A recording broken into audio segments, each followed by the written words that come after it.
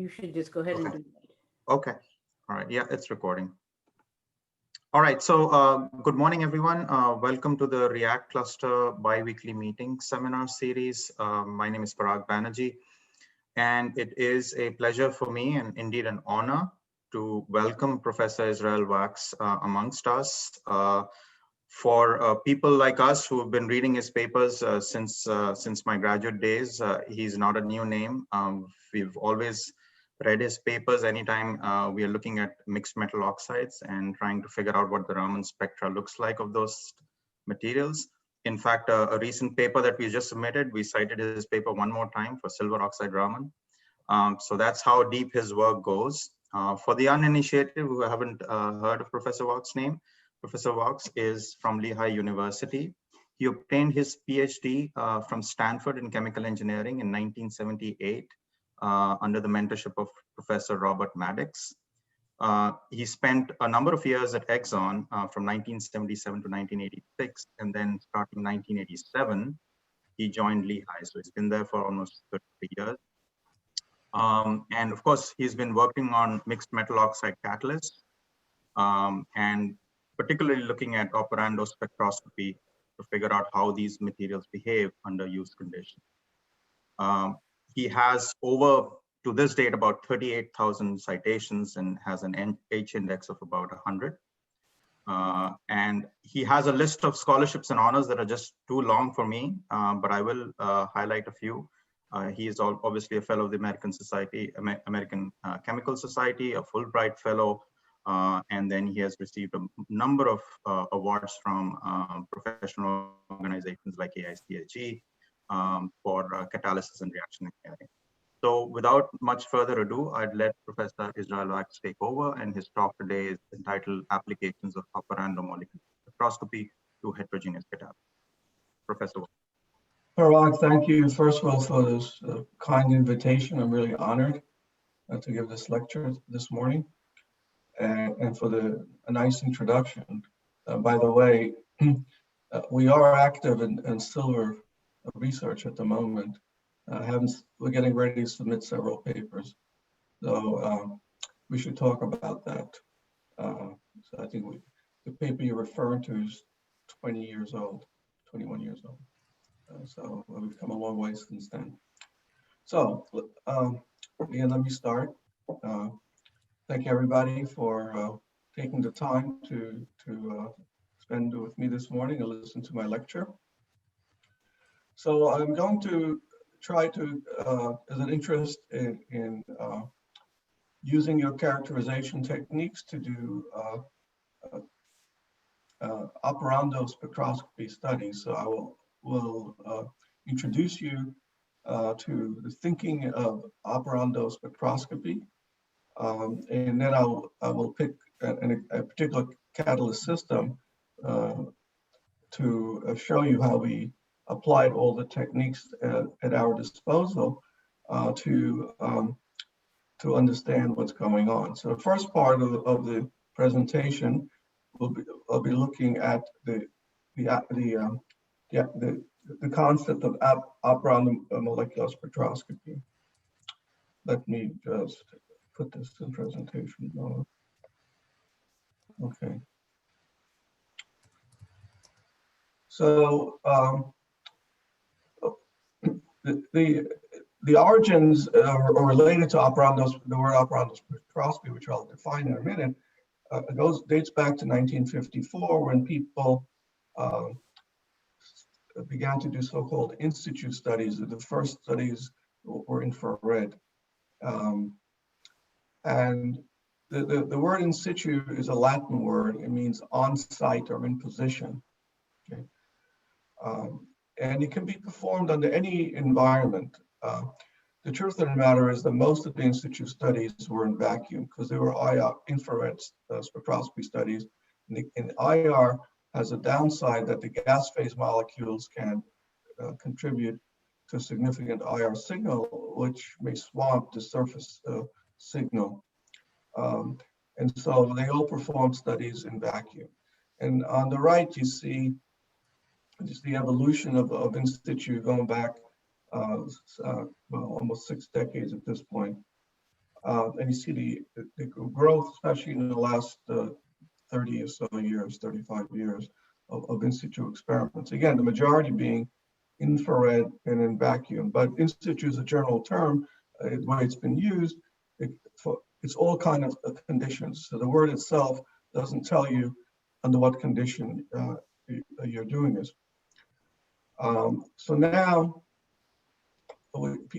after we entered the 21st century, and actually I think it was a meeting, I'm trying to think if it was in Florida, back around 2000, and the more younger people at that time who were just starting their careers, looking for something new, and they decided that really what should be done is not so-called in situ, but really under reaction conditions, and also to collect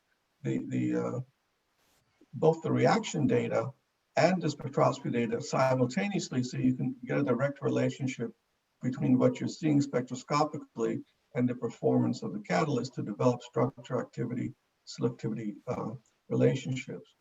And the person who coined the word operando, which is Latin for operating or working, is Miguel Banaras, and needed somebody that's fluent in Latin, and apparently he also was very close into Spanish.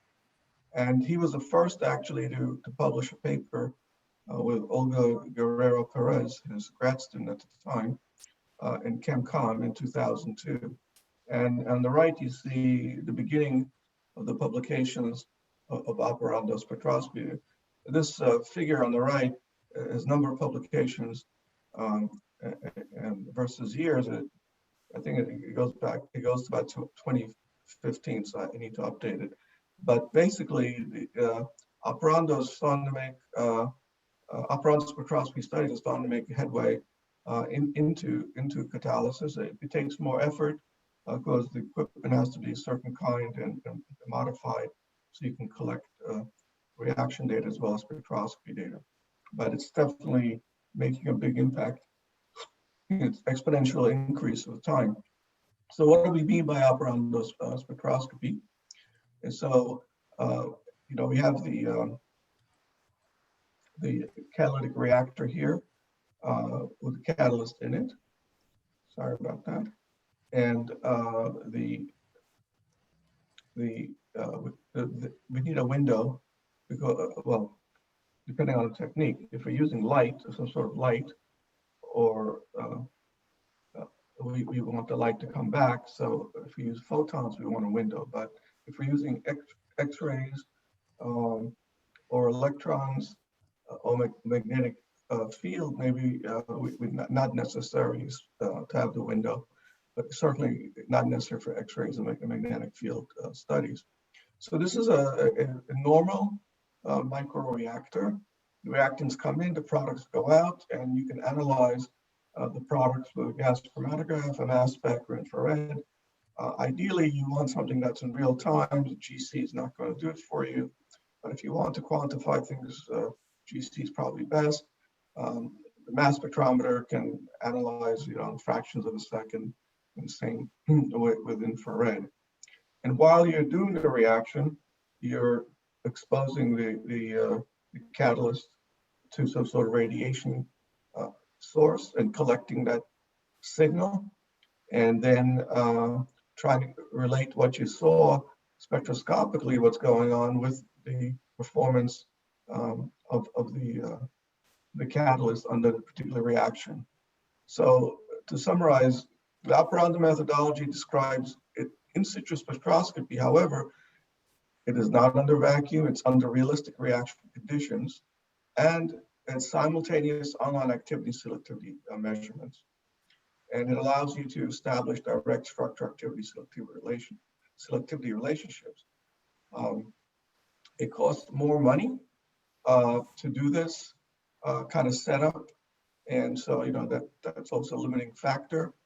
People need to have money, to raise money, to buy the instrumentation, to upgrade their current instruments to be able to do operando spectroscopy studies. So I list here different spectroscopic methods that we typically use in studying catalysts. And there's more than a dozen here that are the primary ones. And this alphabet soup, I'm not going to say what each of these techniques are. But I just, so the first criteria is, these are the techniques that everybody uses, that you'll find in the literature. And so the first question you have to ask yourself, okay, what techniques can operate at high temperatures and high pressures? And the ones that are highlighted in yellow are the ones that you can do at temperatures and pressures. Until recently, all the techniques above the yellow highlight were only able to work on ultra vacuum, but because of this interest in doing operando spectroscopy studies, there's been a lot of pressure put, pressure, but motivation on the people who trying to modify their techniques to see if they can jack up the pressure. And fortunately, in X-ray photoelectron spectroscopy, that was possible to modify the instruments. And NAP stands for near atmospheric pressure, XPS.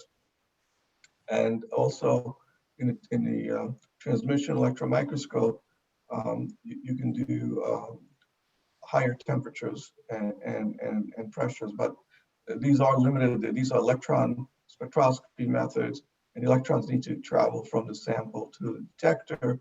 And if there's a gas, obviously electrons get trapped by the gas molecules that get captured. And so the quality of the signal is compromised as you jack up the pressure. But if you go to a few millibars, you can still get a good signal.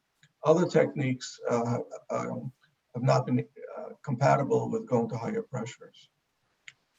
So the next thing that we want in these techniques, we want something that can give us results pretty quickly. We know reactions are very fast, let's say on the order of milliseconds, and we'd like to be able to have a detectors,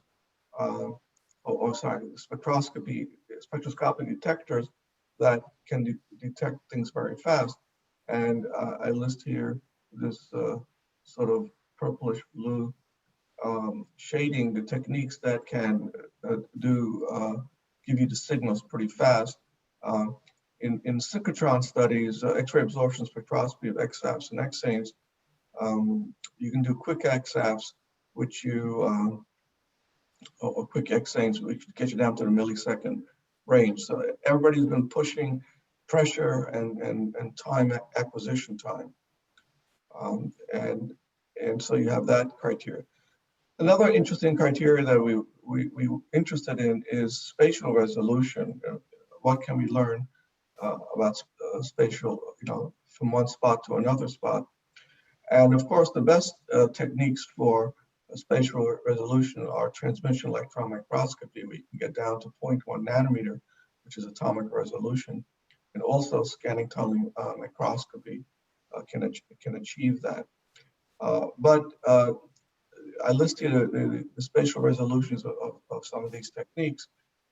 And so you see that actually things are better than I've indicated. For example, Raman I listed at 500 nanometers. It can do better than 500 nanometers, maybe 300 nanometers. But if you combine Raman with AFM, you can get down to the nanometer range. Okay, so there are techniques now, hybrid techniques that are combining the advantages of a technique that gives you spatial resolution with the current technique that is the optical technique, for example, that is limited by the wavelength of the signals. The last thing that I want is I also want to be able to study things on a molecular level of what's going on. And so I listed the techniques that can give molecular information. And these are the criteria that I would like to emphasize. And if you ask yourself what techniques can give these criteria, can address these issues, These are the techniques that are able to do that. And some people might ask me, why aren't you listing XAPs and XANEs here? Well, in spite of what you may be led to believe in the literature, and people drawing all kinds of structures from these studies, it turns out that these are not molecular. What I mean by that is that if you have 2 or 3 sites or structures that are different simultaneously in the catalyst, with the X-ray absorption spectroscopy methods signal average, so it won't give you the individual components. What I mean molecular level information is that I have one component, I'll get one set of signals. If I have 2, I'll get 2 sets of signals, and 3, I'll get 3 sets of signals. So I can see each one, even if I have multiple structures at the same time. And so when we built a laboratory at Lehigh University, our emphasis was on infrared, UV-Vis, and Raman, because only these optical techniques can give us real-time analysis under actual reaction conditions, as well as spatial resolution and molecular level information. Although again, it's not atomic resolution, that's the weak part of this, but you can satisfy the other criteria. And this is a schematic, it's not a schematic, this is actually a photo of our Raman system, and it's been doctored up a little bit. So you have the laser, and I have you here sitting on the table here, a glass reactor. Obviously, there's nothing flowing through it. And on the right, in the upper right, you have nitrogen in blue and hydrogen in gray, and coming out as ammonia at the other end on the lower left. And so if we have a detector, we can detect activity and selectivity at the same time as we analyzing the scattered light, which I've indicated here as a rainbow. And by analyzing that, we can get a lot of molecular electronic structural information, how things are changing, if they are changing during the reaction, and at the same time see the reaction products come out, and try to, from that, back out what is going on and what makes this catalyst tick. So the example I'm going to pick is a very important reaction. It's the water-gas reaction shown here.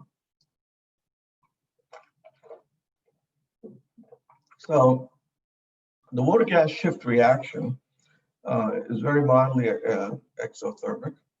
So it's an equilibrium reaction. At lower temperatures gives higher conversion. And this is how we make hydrogen, although from fossil fuels. We get CO from fossil fuels by oxidizing them. And then we react the CO with water.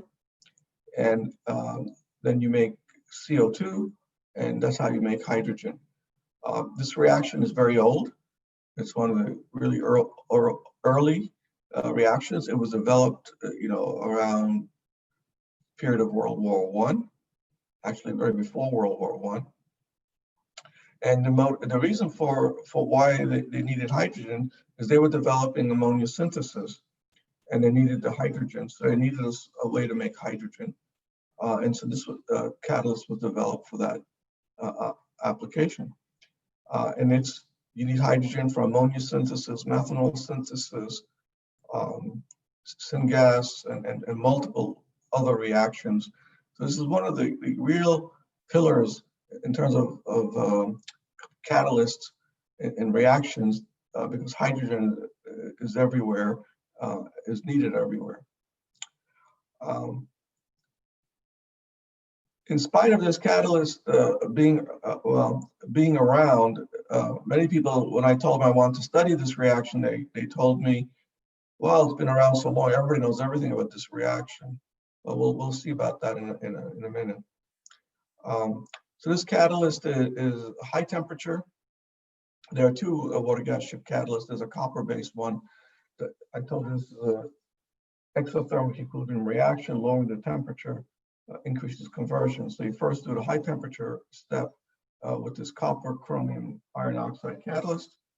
And then you pass it through a lower temperature bed. I think it's like 200 degrees or something like that, to shift it, to push the reaction further to the right.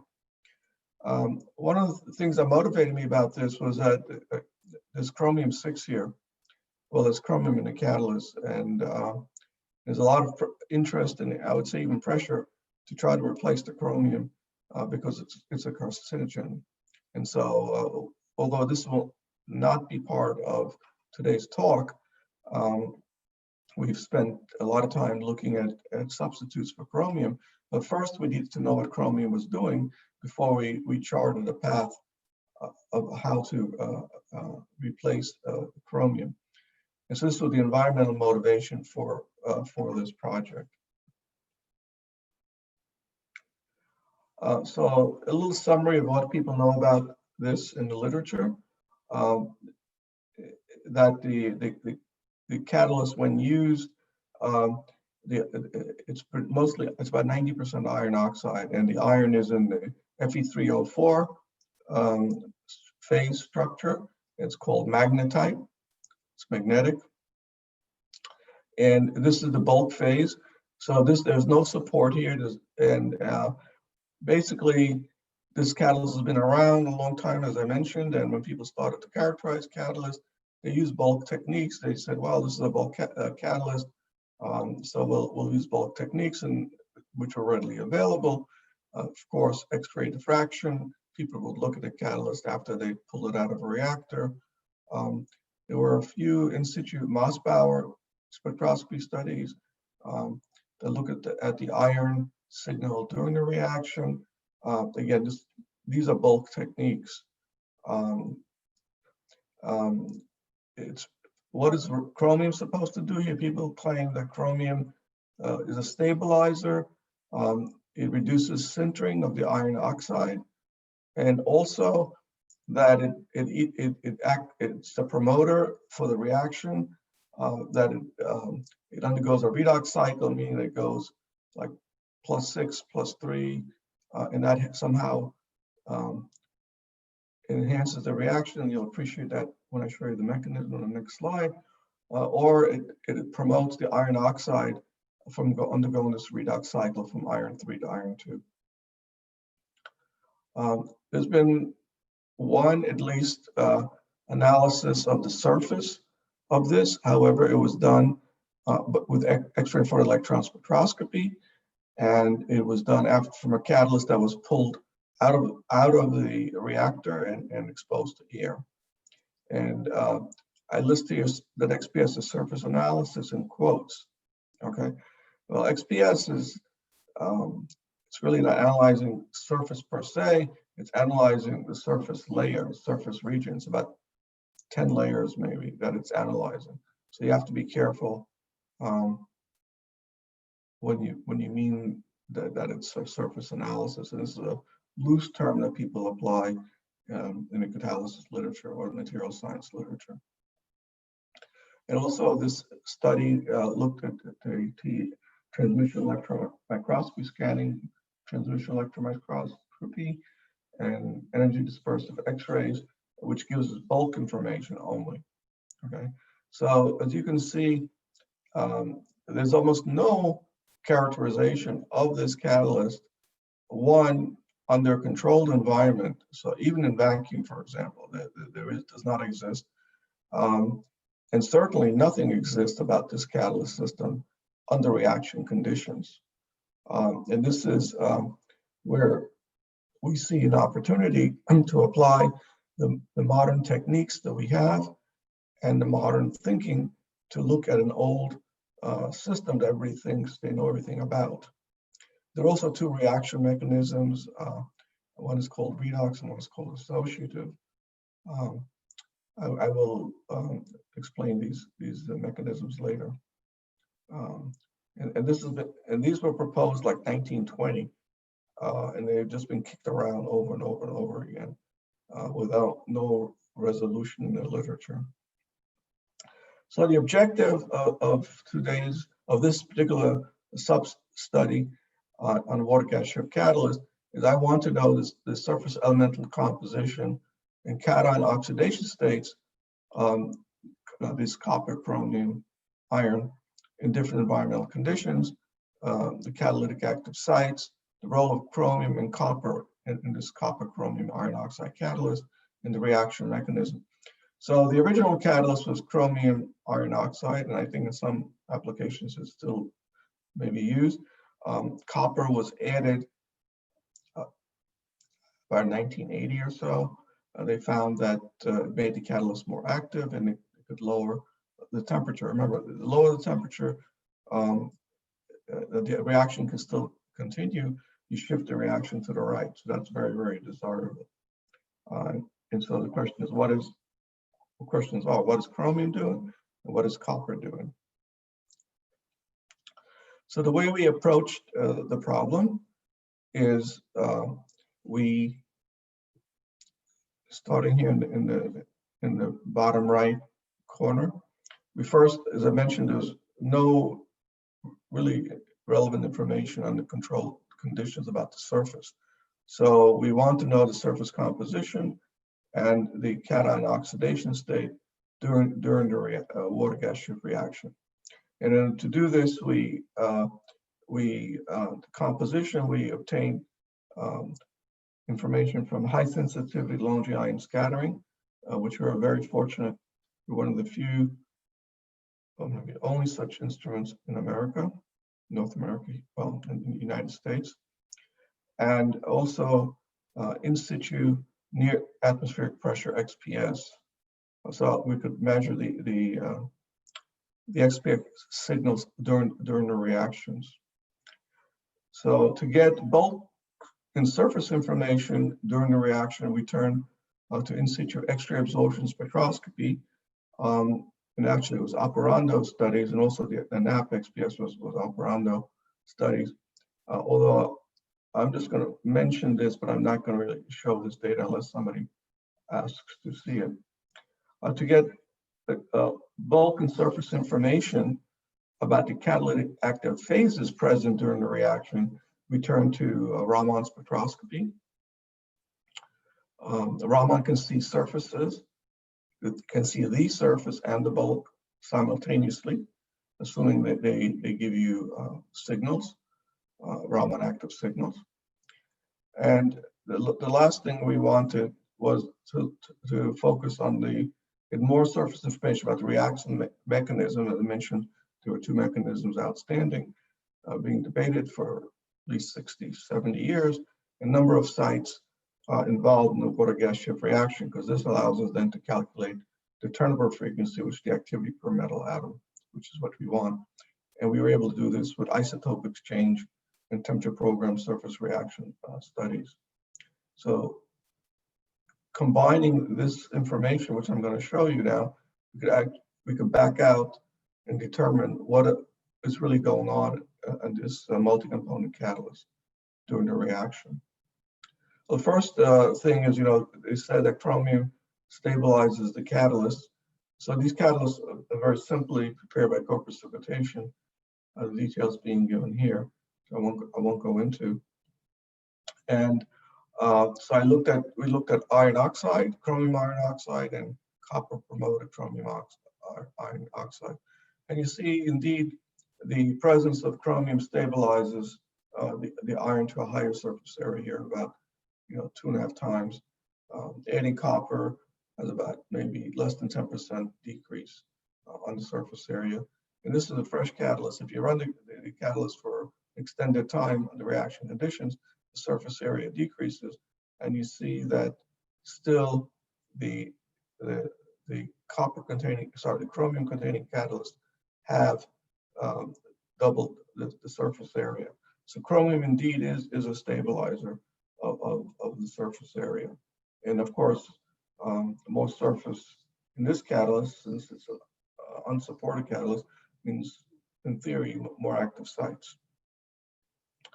So let's look at how this catalyst looks. So here, of course, is a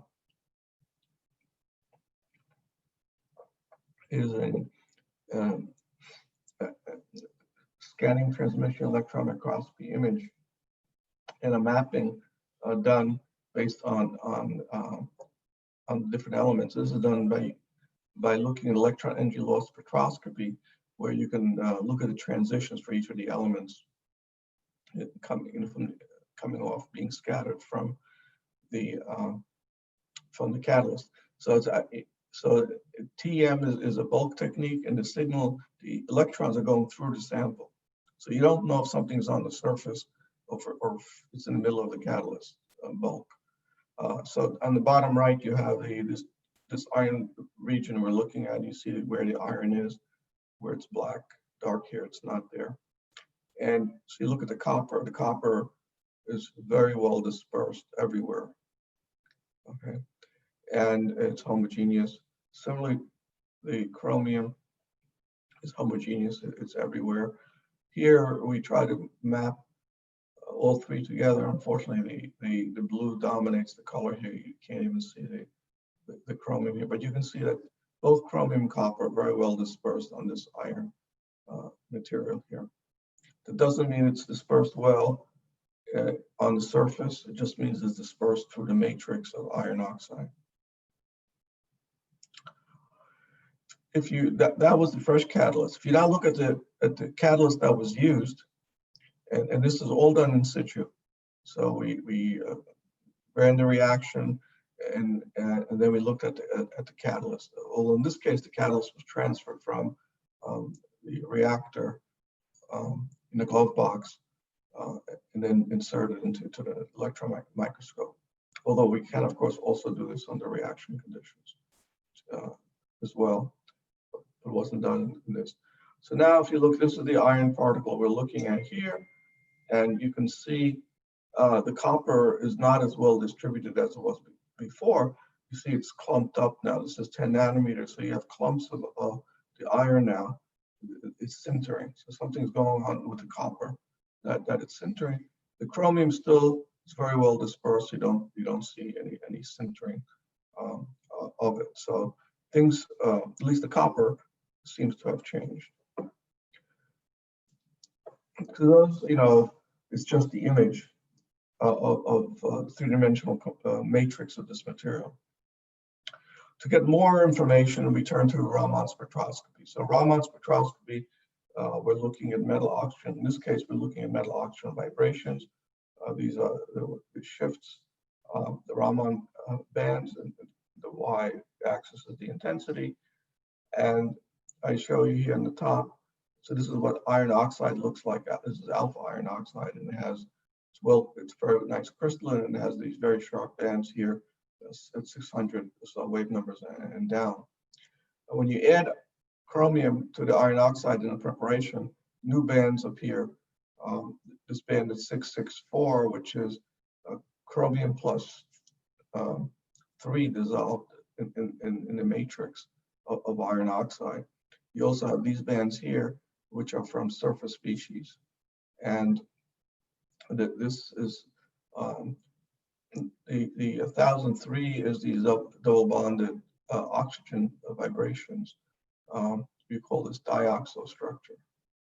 And we know this from combining the iron Raman selection rules. We also did the IR studies to be able to make this conclusion. And this band here, 844, is the bridging the chromium oxygen iron vibration here. When we add copper, it looks basically the same. It's only 3% copper, and copper is a very weak Raman scatterer. And we don't see any features. Wouldn't expect to see any features against this very rich background of many, many bands. Actually, the copper would vibrate in this region, so it wouldn't. Being that it's a weak signal, it's not detected. So we don't know from the Raman what the copper is doing. And these are all the fresh catalysts before reactions under in situ dehydrating conditions. When we do the reaction, we perform the reaction for an extended period, everything changes. First of all, the iron, which was alpha, Fe2O3, but iron is 100% plus 3, gets transformed to Fe3O4, which is magnetite, which is a combination of iron +2 and +3, plus the chromium is dissolved in this matrix. Notice that the surface species here, for these vibrations, they're gone. So that something happened to the chromium under reaction conditions. You have hydrogen there. As I'll show you in a few minutes, it got reduced to +3. So the bulk structure changed and the surface structure changed, and you'll see that as we go along. Another technique that we have at Lehigh is low energy ion scattering spectroscopy. And what's unique about this technique, it's high sensitivity. It's 3,000 times more sensitive than any conventional early generation of low energy ion scattering. So what does low energy ion scattering do and how does it work? Well, here you have a material color-coded with larger atoms in red, medium mass atoms in blue, and the smallest atoms in the green notation. So we're talking about the different masses here. And what you do is you bounce, ricochet ions, noble gas ions off the surface. And the energy of the ions coming out, which is then detected by a detector, or our sensor, is a function of the mass that these ions encounter. The beautiful thing about this technique is that if the ion, this positively charged ion, penetrates into the bulk, it tends to get neutralized. So we're collecting the signals just from the top layer, which means we can see 0.3 nanometers, one atomic layer. And we can also sputter and go layer by layer into the material and see how things change. And so this is what the spectrum will look like. See, this is the intensity of the particular peak detected at the detector at different energies. And since this is conservation of momentum, basically, since the smaller mass will impart a lower kinetic energy to the ion being bounced off the surface, and the medium mass will give a higher kinetic energy, and the larger mass will give the highest kinetic energy. The area under the curves tells you the relative composition of those elements.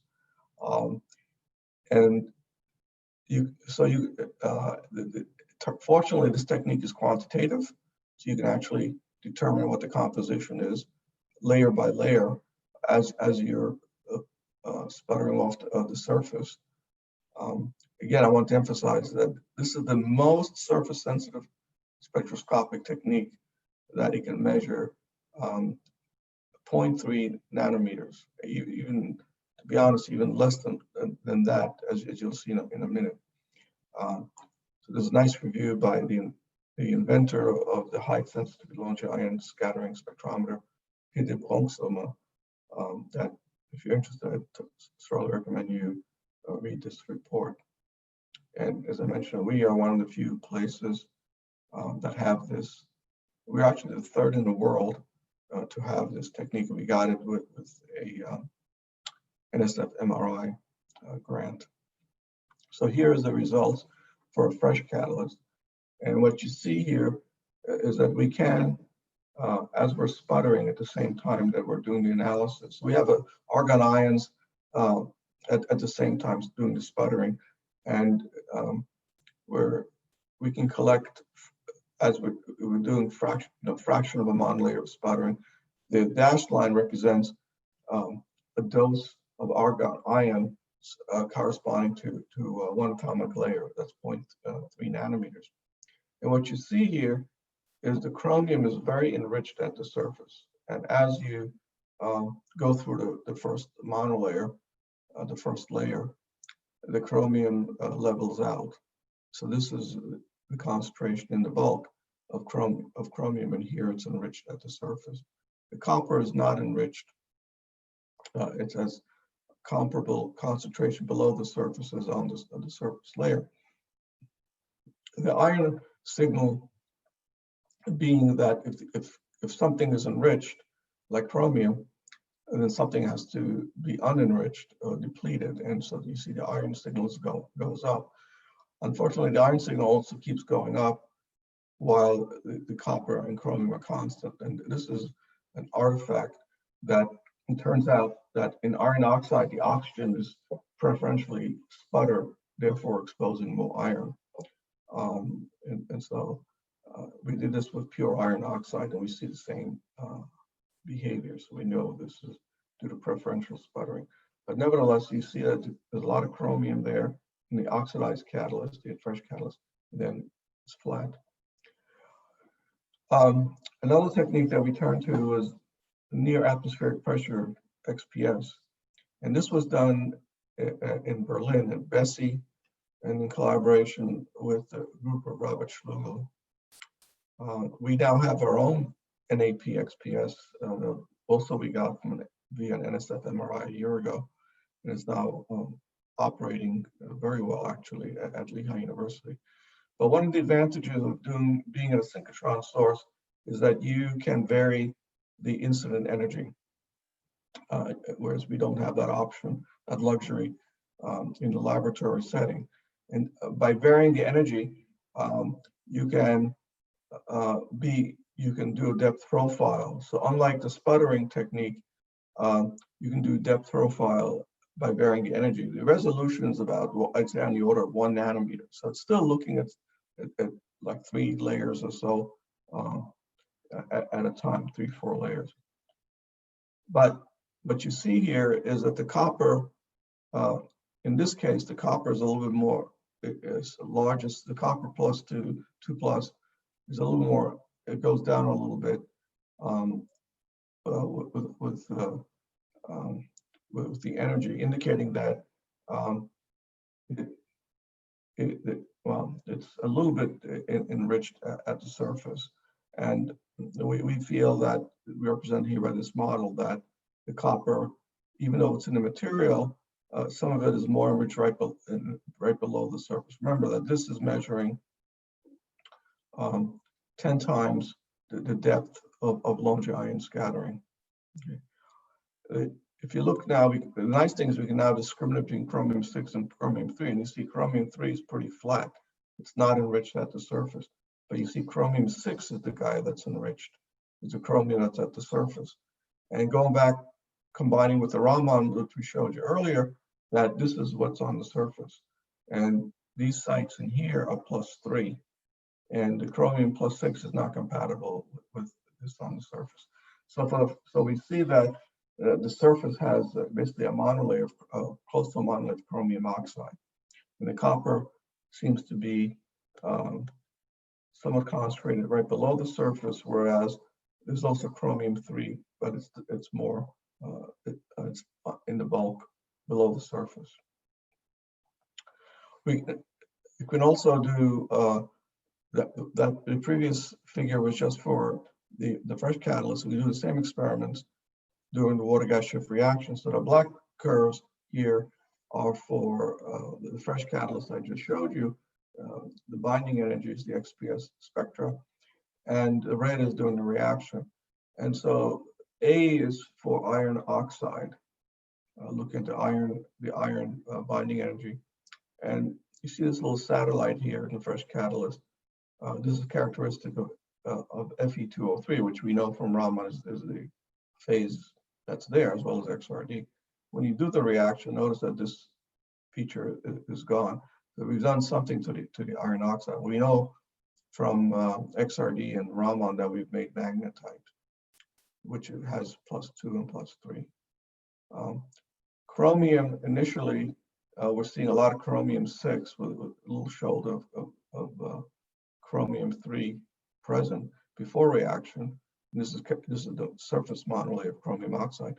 You see when you run the reaction, this chromium +6 gets reduced, and we're converting everything to +3 chromium, okay, which is what I said earlier. But this confirms that it's chromium +3. Copper, which is initially +2, copper CuO, when you start running the reaction, 2 things happen. One, you lose the bands, binding energy peaks for copper oxide, and you only get the peak for copper, metallic copper 0. In addition, notice the tremendous decrease in the copper signal. So something is happening to the copper. And you remember from the TEM images that it's sintered. And this is the consequence of sintering because the escape depth is only about 3 nanometers maximum. Once the particles get a little bit larger into that region, we're going to lose a signal. This was done in operando mode, and so CO and water were flown under reaction conditions. And again, as you see, this is 400 degrees centigrade with an excess of water. So the CO signals and the water signals are relatively constant. It's just the starting point where it's introduced to the system. The first product you see is this purple signal here. It's CO2 is the first product and being formed. And the second product you form is the hydrogen. So the hydrogen signal goes up. Okay. So we're making a reaction. So indeed we are doing the reaction, and we have some nice time result information there. Let's go back now and look at what happens to the catalyst when we do the reaction. I already showed you in the XPS things were changing. Let's go back to Lone giant scattering. So again, the high sensitivity Lone giant scattering is a vacuum technique. You cannot have a gas because then the ions will collide with the gas and change the kinetic energy. But we have a pre-treatment chamber, and we can run the reaction and condition the catalyst. And you remember before, the chromium was enriched. It was all at, it was very enriched at the surface. And the surface chromium signal was greater than the bulk signal. It came down. We have the inverse situation now. The chromium signal at the surface is very low. And only as we start sputtering and get through the first layer, does the signal go up, and then it levels out. So chromium has dissolved into the iron. Okay. The copper signal before was flat in the fresh catalyst and with depths, with sputtering depth. And here you see something interesting. It goes up, the red dots, there's copper, then it comes down, then it levels out. This means that something is covering the copper. So something is on top of the copper, we start sputtering it, that something comes off, we see more copper, and then the signal goes down. And the reason the signal goes down is that the copper particles are so small, several nanometers, and we're basically destroying them and sputtering the copper off the catalyst surface. This is sort of the background noise level. The iron again increases initially in the first layer here, as will be expected, and then continues to increase because of the preferential sputtering of the iron. And this shows you, the longer term view of this. The point was just that the copper signal basically levels out as background noise. So from this, we can back out that we're looking at something like about 3 nanometer copper particles, which is consistent with also what we saw in TEM. And the oxygen signal is constant during this experiment. That's sort of our reference signal for the oxide. So clearly the catalyst has changed dramatically.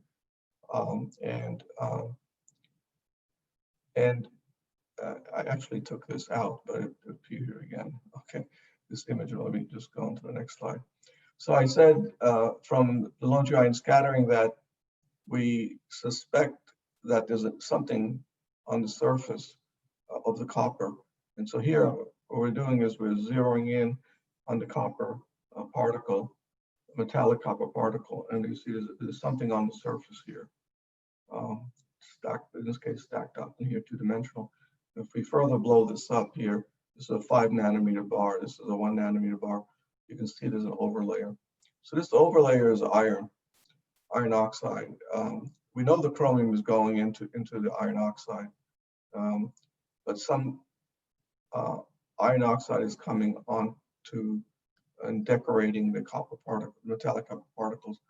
This has traditionally been referred to as strong metal support interaction, or SMSI. Under reducing conditions, oxides, partially reduced oxides can favorably interact with the metallic surfaces and therefore migrate to the surface of the metals. And so to summarize, this is this summary slide for the fresh catalyst. Chromium definitely stabilizes the surface area. Copper has no effect, minimal effect. We see that the copper and chromium are homogeneously distributed, as shown by the images TM below here. From the NAP, XPS, and the high sensitivity lights, we have surface chromium 6, an initial catalyst, subsurface copper 2, but also I forgot to mention subsurface chromium 3. This is compatible with the iron lattice. The bulk phase that the iron is hematite, Fe2O3, alpha Fe2O3. And this is what the fresh catalyst looks like. The catalyst after being treated in the water gas shift reaction, we also have in situ XRD. The bulk iron oxide transforms to bulk Fe3O4, which I also showed you in the Raman spectra.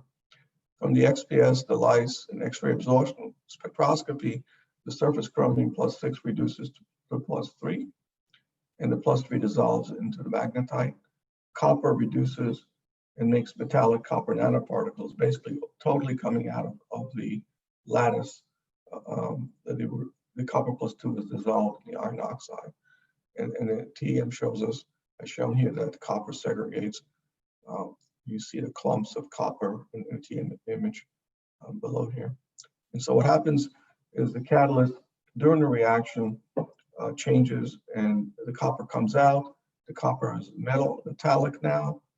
And we also confirm this with hexanes. So it's 100% copper, 0, but it gets covered, decorated with iron oxide. And chromium goes into the material. It dissolves in the magnetite lattice during the reaction. So this is how the catalyst looks like in the beginning and how it transforms. So it's very, very dynamic.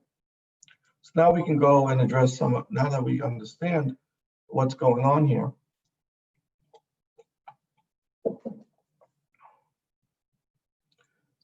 Okay. How tight are you on time? Can I go a little longer? Because I see I'm going a little slow. I think you're fine. We try to wrap things around 10, but I'm sure it won't be an issue. It's not an issue at all. Okay. I'm too relaxed in this environment. That's all right. We all are. Okay. So now that we have understanding of how the catalysts, bulk and surface are changing, let's go back and look at some of the questions that have been kicking around for, actually 100 years since the people proposed the original mechanism, like 1920. So one mechanism was associative. So the associative says, or proposes, that CO and water, which are the reactants, complex, and that's where the word associative comes from, associate, and it makes some intermediate on the surface, which then decomposes to make CO2 and water. And over the years, people believe that the intermediate, this is forming HCOO, that you can make this by combining water with CO, although this has one less hydrogen than there's an extra hydrogen here, but nevertheless, so you can make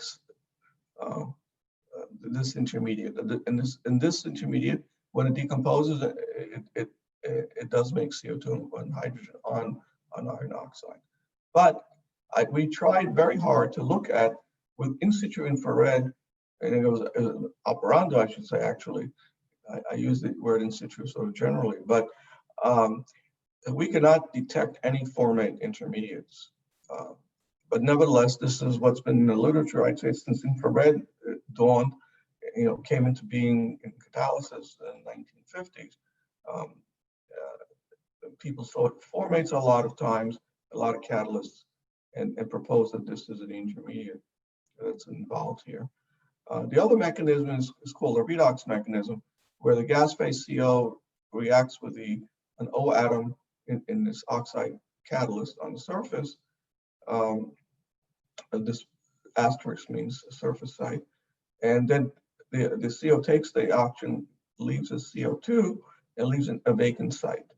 And water comes back and reoxidizes the site and gives you hydrogen and leaves behind the oxygen on the surface. And this catalytic cycle repeats itself because now the CO can take the oxygen away again, and he just goes to the cycle. So this redox mechanism does not involve any intermediate, any long-lived intermediate. And it's a two-step process. So let's see if we can design an experiment to address this. So what we did was we did temperature programmed surface reactions. So we were flowing, in one case, formic acid, and looked at the products of hydrogen and CO2. So the blue curve is hydrogen while we're flowing formic acid and ramping the temperature. And the purple curve here is the CO2. Notice that both of these reaction takes off together. They both, the kinetics are identical. There's some secondary reactions, reverse reactions taking place up here to higher temperatures. But this tells us that one, the kinetics are the same for producing hydrogen and CO2 from formic acid, which is consistent with that it is indeed going through a formate intermediate, and you can do IR studies and you absorb formic acid, and it's very easy to see the formate. So, but now let's do the same experiment by flowing the reactants of CO and water, and see if it follows the same kinetics. So first of all, notice that here's the hydrogen curve from CO and water. Definitely is not the same kinetics as formic acid. And here's the kinetics for CO. There are two regions. First is even actually the reaction, this is for CO2, sorry.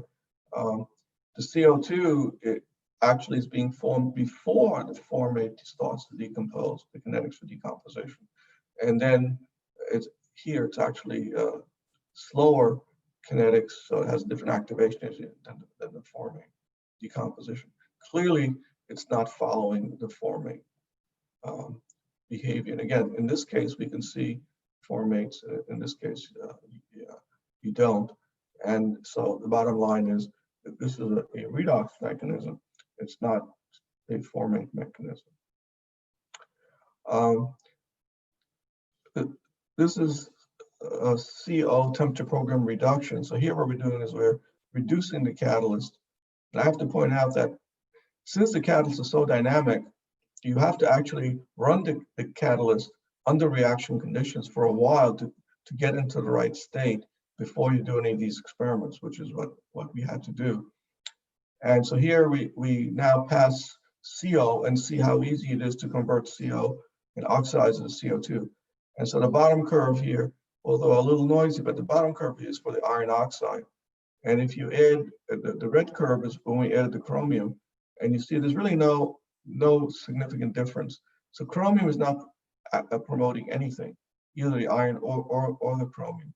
However, only if you add copper do you see a reaction peak for CO2 formation at the lower temperature. So copper is clearly doing some chemical promoting here, but not chromium, as has been proposed in the literature. Another belief in the literature is that the oxygen, that the iron oxide is providing all the oxygen in the redox mechanism to the surface.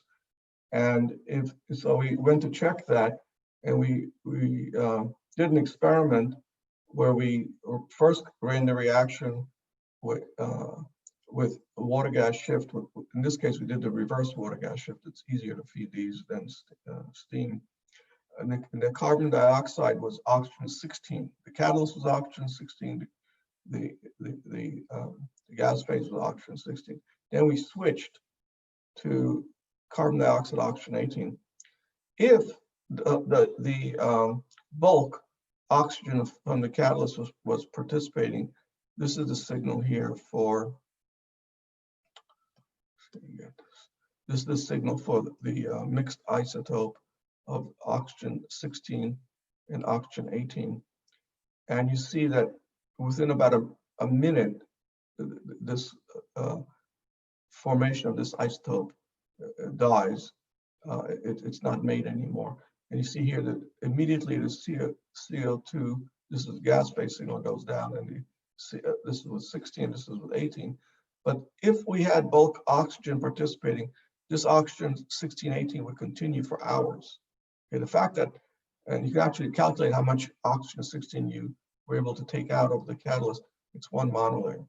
So it is Marsvan equivalent, as the mechanism is called, but it's a surface Marsvan equivalent. Only the first layer of oxygen is kinetically participating. With extended time, there's more scrambling, and you will get more participation of bulk. But at kinetic time scale, it's only the surface oxygen that's participating.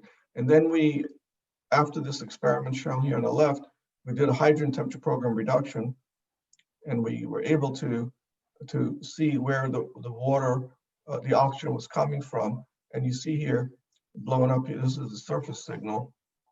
And the red is with water with oxygen 18. There's a lot of oxygen 18, and this is some oxygen 16 that was still left on the surface.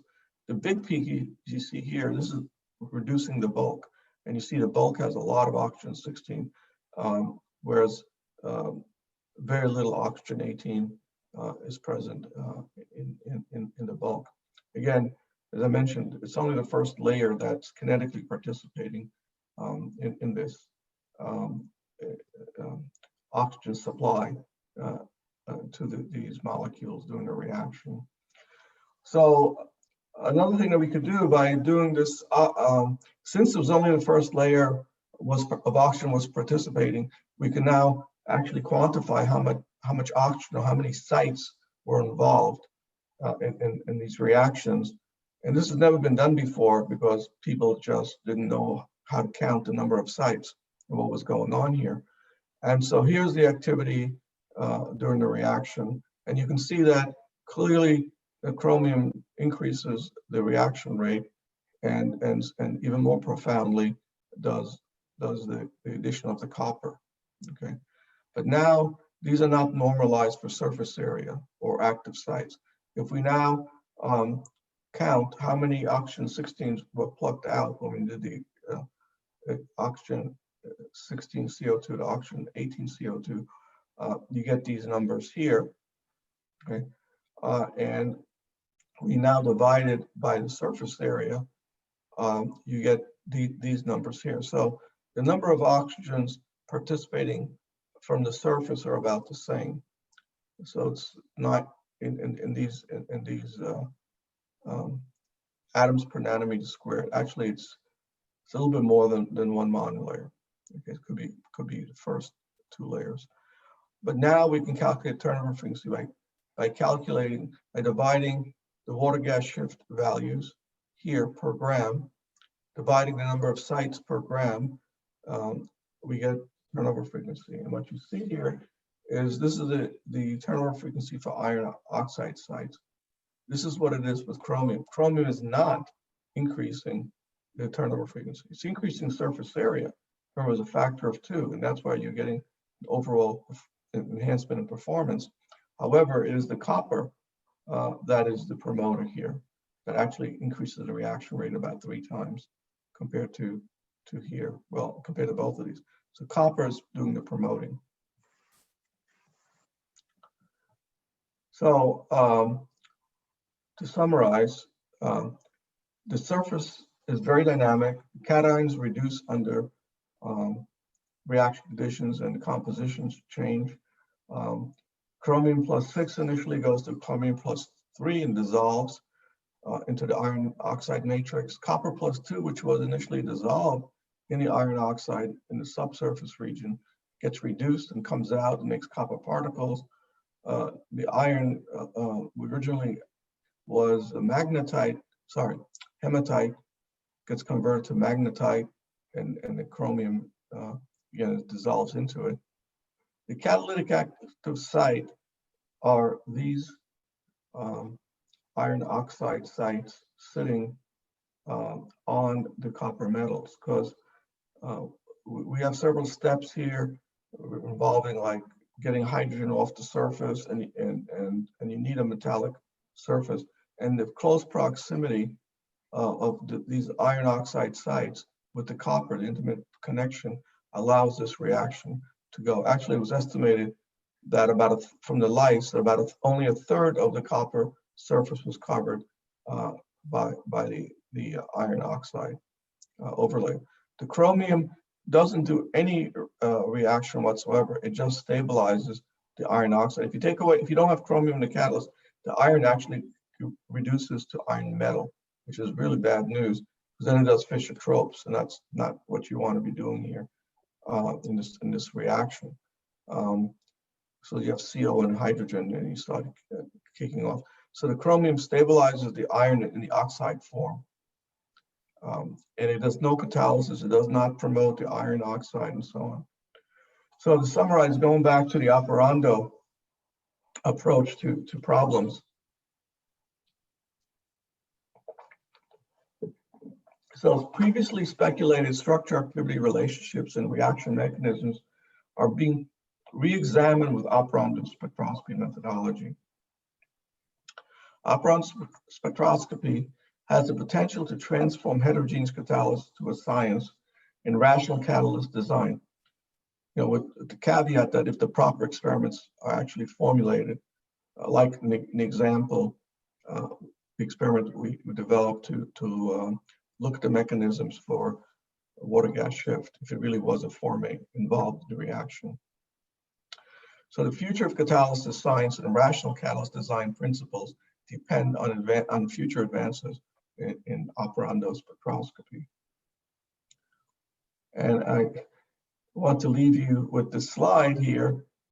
I saw this is actually a bag that was given at an auto show in New York City a few years back. I think it was Hyundai that had this. It says, rethink everything.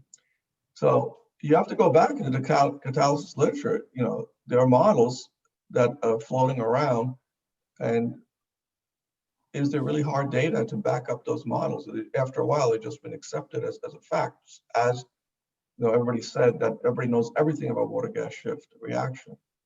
Well, it turns out everything that they thought they knew was incorrect. There was no surface analysis, nothing, especially under reaction conditions. So nobody really knew what was going on. I'd like to thank several people here. First, National Science Foundation for providing the funding for this work.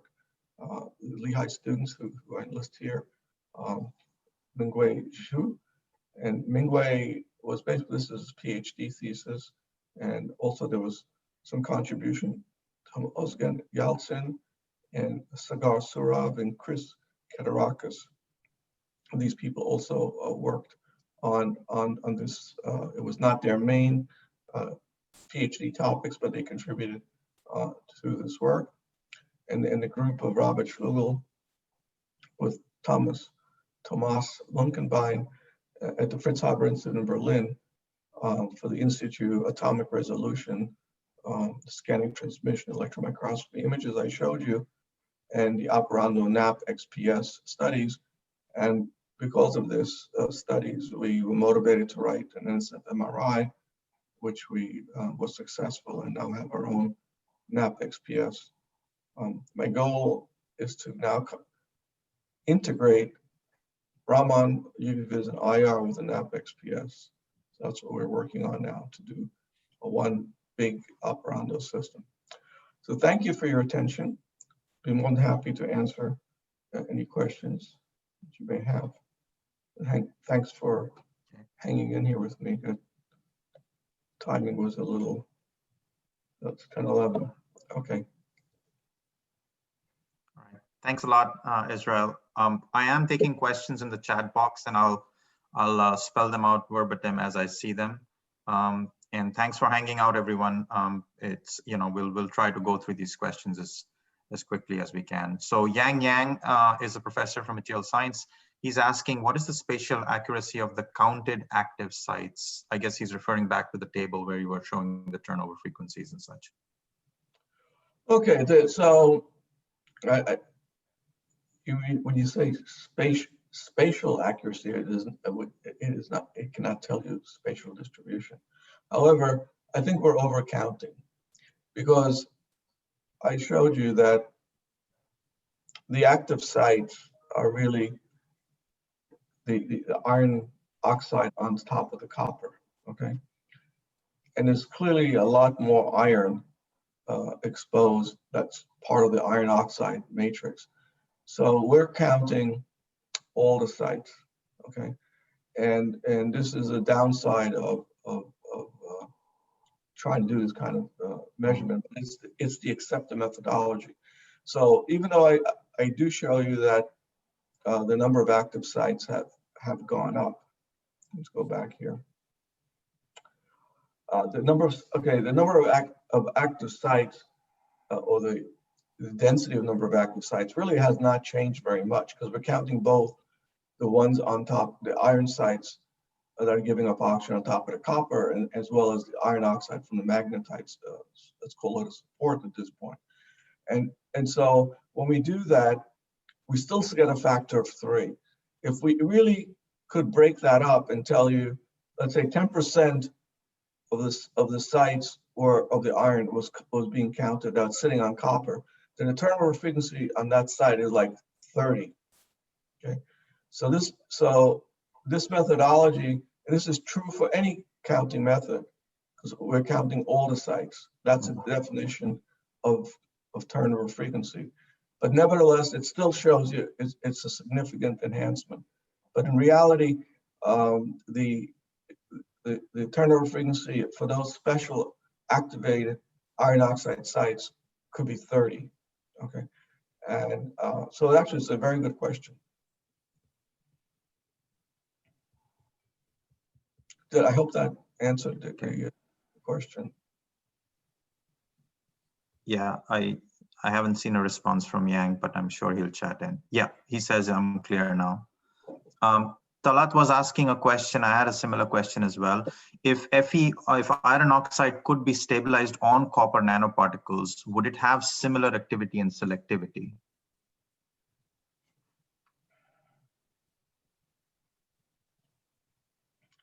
This reaction doesn't have a selectivity issue.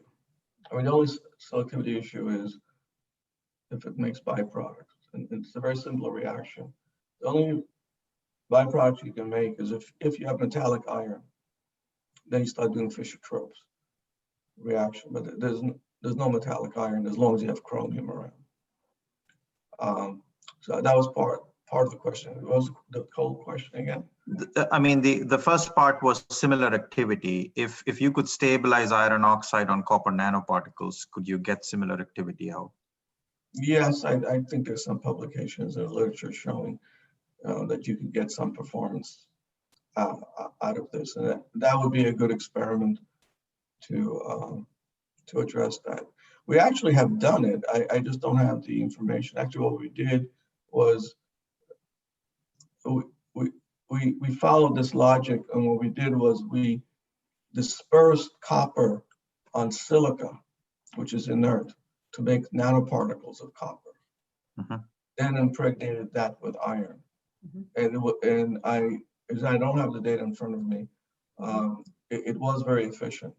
The problem that we'd have to do an estimation on particle size to try to back out how much was, how many sites we had. But you can't actually measure the number of sites there, because most of the surface is silica, and there was some exchange going on with the silica that complicated the analysis. But nevertheless, I do know that it was doing selectively and actively water gas shift. Yeah, the reason for asking the question was to isolate the role of chromium. Sure. In that case, yeah. we did it with chromium or without chromium. Yeah, chromium wasn't doing anything. Okay. Right. Another question. If chromium moves into the bulk, should it be oxidized rather than reduced? Yeah, it gets, well, if you have chromium-6 on the surface, then in order to be able to be compatible, to be able to dissolve into the lattice, it has to be chromium-3. And that's what we see from the XPS. Okay. Nazim, Nazim has a question, and it starts with, does the catalyst chemically change during the reaction? Nazim, would you like to elaborate? Because I'm not clear what.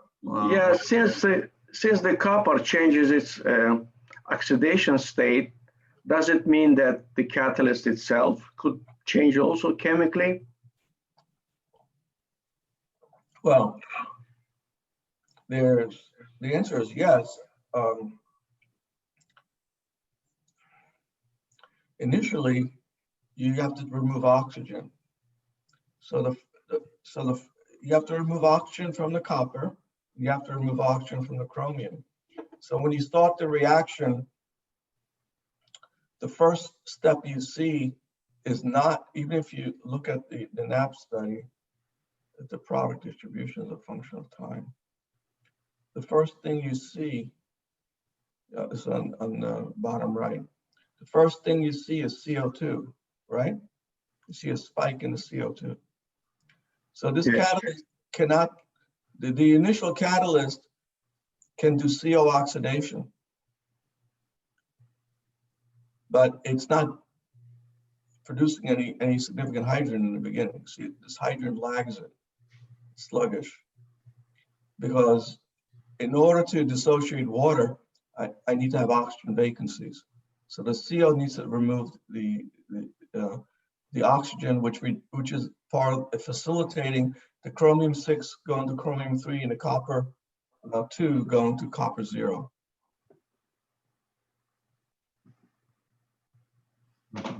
Okay, thank you. Okay, I did want to, I want to thank everyone who's still hanging out right now. It just shows the interest that we all have in the work that you're doing, Israel.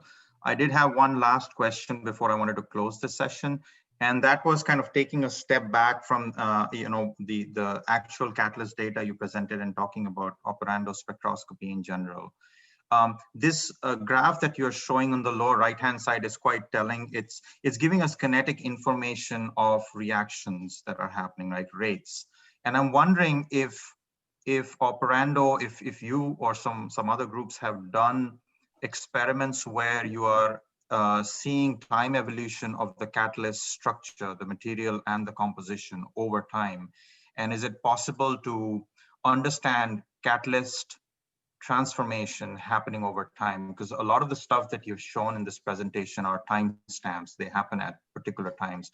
But is it possible to obtain time continuous data of the status of the catalyst over its operational period?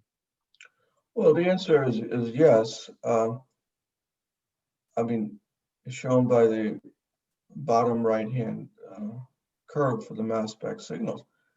As long as you have a detector on there, and if the catalyst is changing, and you can see here, it's behaving in the first few minutes very different than it's behaving later on in terms of hydrogen production and CO2 production, because the catalyst has changed. And we see that in the Raman. Here, you can see we have time. I just show you an equilibrated catalyst, but we have data, and also we have spectra. Actually, I'll show you something interesting. related to that time. Let me show you what happens actually. Going back to exactly to what, find it, just give me a minute.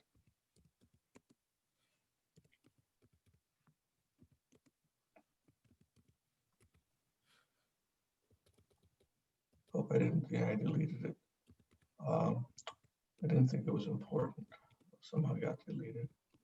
So what I had was, oh, there it is. Okay. So this is a copper XPS signal. And notice how quickly in a few minutes the copper +2 is getting reduced to copper metal. I mean, this is 2 minutes after starting the reaction. This peak is gone, and the shift from copper +2 to copper metal. But now watch what happens, you know, after 2 minutes, 4 minutes, 2 more minutes, boom, 16 minutes, and so on. It's just it's just sintering like crazy. And so I didn't, you know, I didn't want to overwhelm the number of slides. But yeah, we have that, and we also have, you know, I don't show it here, don't have it as a backup. We also did the Raman. You know, the whole idea is that you can do this spectroscopy very quickly, and it is very important, especially if you're doing transient. I mean, if the catalyst is changing, as it is in this case, yes. And if you have transients going on, like if you're introducing oxygen 18 to follow the oxygen 18. In this case, because the oxygen 18 is only like a monolayer or two, we couldn't get a unique enough signal for iron oxide with oxygen 18 because it was dominated by the oxygen 16 iron oxide. Yeah. But if we were to introduce, for example, CO2 with oxygen 18, you would see the chromium in the first couple of minutes before it got reduced. You'd see oxygen 18 on the chromium, which would shift it about 40 wave numbers down field, because oxygen 18 is heavier than oxygen 16. Yeah. But yes, of course, those are the best data. Okay. You know, I compromised this talk in trying to be able to give you let's say complete, but at least give you a full, you know, a rounded examples to show you that we're able to figure it out, we're able to see what's going on. But the most, and I want to emphasize, the most important information that you can get is from transient time resolved data. Yeah. And we are now doing a lot of that. Well, unfortunately in XPS, it's not fast enough. I mean, we can do it in a couple, you know, look every several minutes. Yes, we can do that, but not, you know, like milliseconds or less than a second, like super fast. The LICE, the high sensitivity long-chain ion scattering, we cannot, you know, that was a vacuum situation. I mean, we'd have to pull the catalyst back and forth between the pre-treatment chamber that's connected to the LICE analysis. So, you know, we haven't, that's very costly and time consuming to have done that. So we just went for, you know, an hour treatment and then evacuated and moved the sample over. So what we are doing now, so there's two techniques that I want to emphasize, two very important techniques. One is called SITKA, S-S-I-T-K-A. It's called steady state isotopic kinetic transient analysis. Transient, so the transients before the kinetics, SITKA. Okay, this is not a new technique. It's been around for a while, for 30, 40 years, I would say, at least 40 years. And you do the experiment and you switch the isotope, which is what I did with the CO2 oxygen 18. Okay, and to see what the response is. And this can tell you which intermediates, if you look, let's say you had formate, and you introduced a formate with oxygen 18, you can then see which intermediates with oxygen 16 don't go away and which ones go away. So the ones that don't go away are spectators. They're there, but you know, they're not participating. And the oxygen 18 guys, the ones that we exchange, and got converted to oxygen 18 are the real active oxygen species. Most Sitka studies, almost, I would say 99% plus, are looking at intermediates by introducing some isotope to track it. And sometimes they use it combined with infrared. And so they look at the intermediates on the surface and they look at the products coming out. And the kinetics, they're backing out the kinetics from the spectroscopy, and it has to match the kinetics coming out of the reactor. Reaction. Yeah. Yeah. Now, another experiment more recently developed and only beginning to be used is modulation excitation spectroscopy. And what this does is, let's say you put in a square wave with time. And so you increase the concentration or you decrease concentration of a reactant. And you don't need an isotope. And you watch the response and you repeat this step function over and over and over again. So like in this redox, you could do that. And then what it's doing is that you can, anything that's steady state, like spectators that are not changing, are wiped out because they don't have a response to this step change concentration.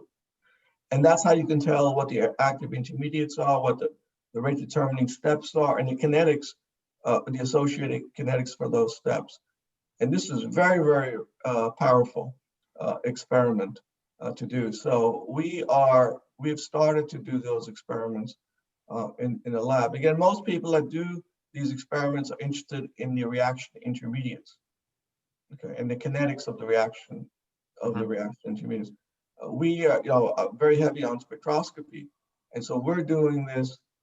We actually just did it this past month in my group with UV-Vis, and we have a fiber optics that can do microseconds with UV-Vis fibers, and we could actually, we were looking at vanadium catalysts that we're doing methanol oxidation, the redox reaction.